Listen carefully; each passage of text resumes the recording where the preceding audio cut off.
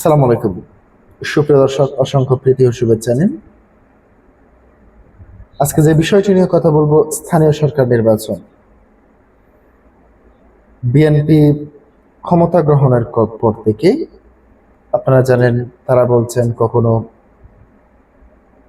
আগস্টে স্থানীয় সরকার নির্বাচন দিবেন, অনেকেই এর আগে ফেব্রুয়ারি মার্চ, এভাবে প্রতিনিয়ত স্থানীয় সরকার নির্বাচনের ডেট পরিবর্তন হচ্ছে। মির্জা ফখরুল ইসলাম আলমগীর স্থানীয় সরকার মন্ত্রণালয়ে থাকার সময়, তিনি যদি এখন বর্তমানে রাষ্ট্রপতির দায়িত্ব পালন করছেন, তিনি বলেছেন সেপ্টেম্বর অক্টোবরের দিকে স্থানীয় সরকার নির্বাচন অনুষ্ঠিত হবে। যদিও পরবর্তীতে আমরা দেখতে পেয়েছি স্থানীয় সরকার নির্বাচনের চেয়ারম্যান পদপ্রার্থী যারা থাকেন, তাদের শিক্ষাগত যোগ্যতা নিয়ে আদালতে একটি রিট থাকার কারণে তিনি বলেছেন সেটি নিষ্পত্তি না হওয়া পর্যন্ত, পরবর্তীতে যদি সময়ও লাগে, আগামী বছরের জানুয়ারি ফেব্রুয়ারির দিকে হলেও স্থানীয় সরকার নির্বাচন আরম্ভ করবেন এবং 1 বছরের মধ্যে স্থানীয় সরকারের প্রতিটি ধাপ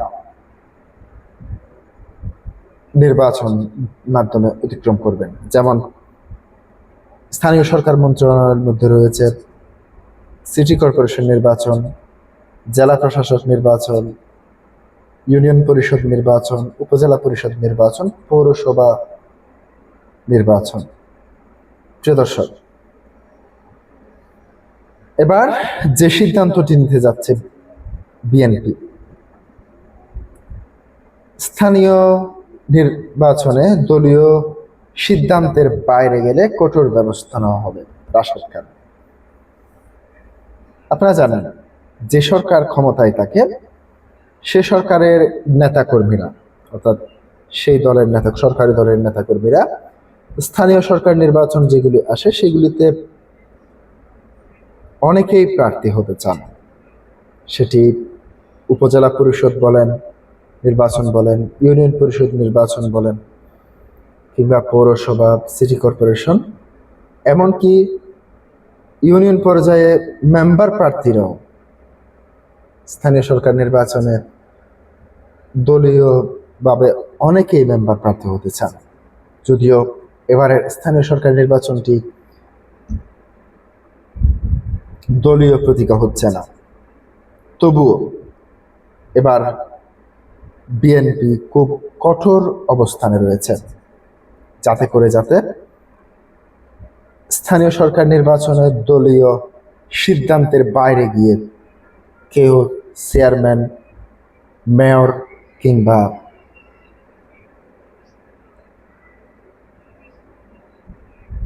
প্রশাসক প্রার্থী হতে না পারেন।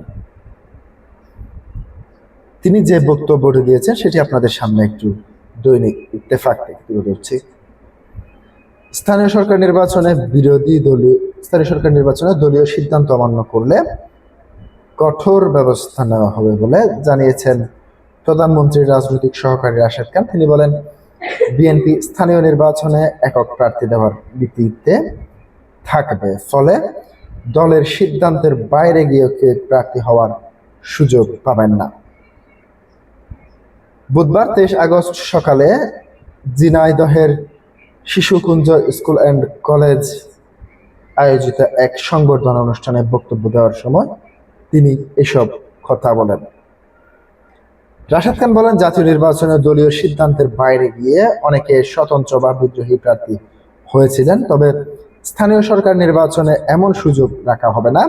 দলীয় সিদ্ধান্ত অমান্য করে কেউ নির্বাচনে গেলে তার বিরুদ্ধে সাংগঠনিকভাবে কঠোর পদক্ষেপ নেওয়া হবে। দেশের চলমান লোডশেডিং পরিস্থিতি নিয়ে কথা বলে তিনি বলেন, রাশেদ খান বলেন, বিদ্যুৎ সংকটের সাধারণ মানুষের ভোগান্তির মধ্যে রয়েছে এবং সরকার বিষয়টি গুরুত্বের সঙ্গে দেখছে। দ্রুত পরিস্থিতি উন্নতির জন্য কাজ চলছে। এ বিষয়ে প্রধানমন্ত্রী তারেক রহমান দুঃখ প্রকাশ করেছেন বলেও জানান তিনি।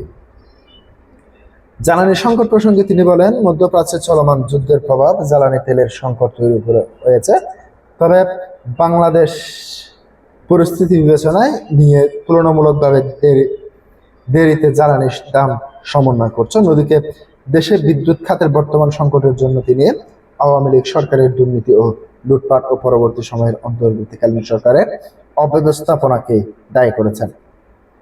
জামায়াতে ইসলামের উদ্দেশ্যে রাশেদ খান বলেন, দেশে ফ্যাসিবাদী শাসনের পুনরাবৃত্তি ঠেকাতে হলে জামাতের উচিত সরকারের সহযোগিতা করা। তিনি বলেন, কল্যাণ রাষ্ট্র প্রতিষ্ঠায় ধারণার মধ্যে শরিয়া ভিত্তিক আইন ব্যবস্থাও স্থান রয়েছে। প্রিয় দর্শক, আজকে পর্যন্তই। আসসালামু আলাইকুম ওয়া রাহমাতুল্লাহ।